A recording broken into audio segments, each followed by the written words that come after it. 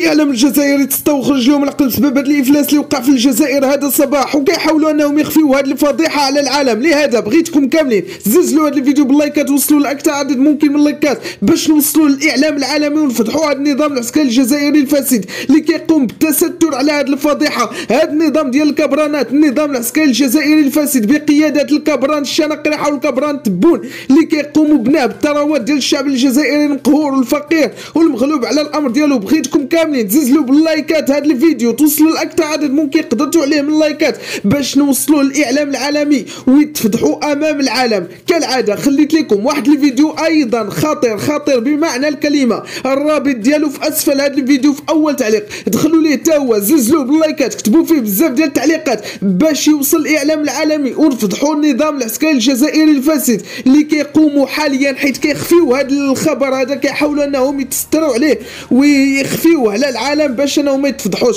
ولكن زلزلوا هذا الفيديو باللايكات باش يوصل الاعلام العالمي ونفضحوهم ديال بصح.